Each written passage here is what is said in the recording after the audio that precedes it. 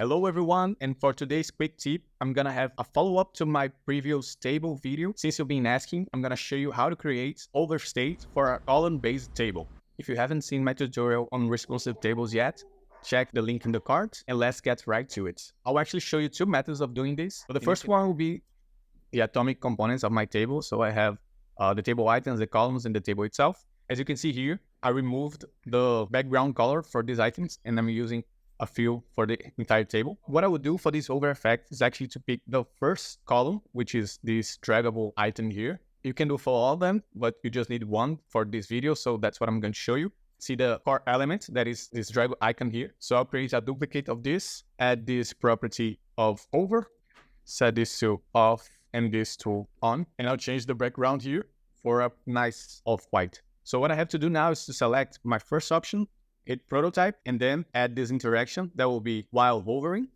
It will change to this variant here, that is the hover one. And in my table, make this column here go all the way.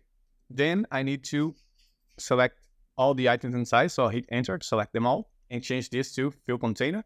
Now I'll set this to absolute position. Let me just move this up. And this is important. Why I move that up? That's because my table is set to less on top. So that's why I have to bring it up. But if it was down like it was before, let me just show you. I have to actually make this first on top. So be careful with that.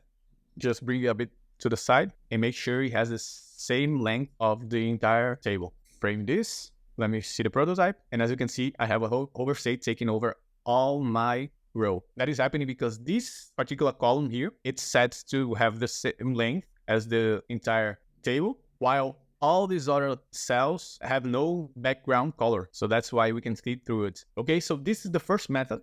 Another way you can do it is having like a frame that is the same height of the row, which is 56 in my case here. Have this to the hover color that I want. Let me select all my items. I'll just unselect these two just to not destroy what we already did. Select prototype here and add the interaction to this frame 2, which is the row with the hover. I'll set to all hovering, open overlay, and set the overlay settings to manual. And now what I have to do is actually center the row with the cell content itself. So let me go one by one here. Center, another one, click while hovering, manual, bring this here to the center and do it all of them. I will just fast forward.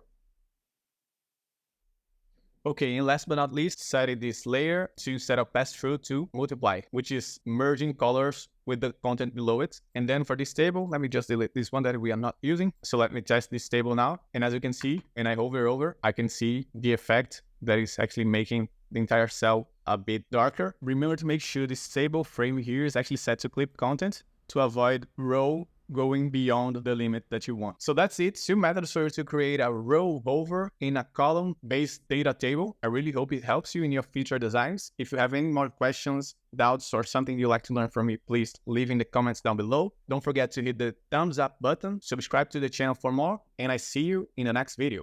Bye-bye.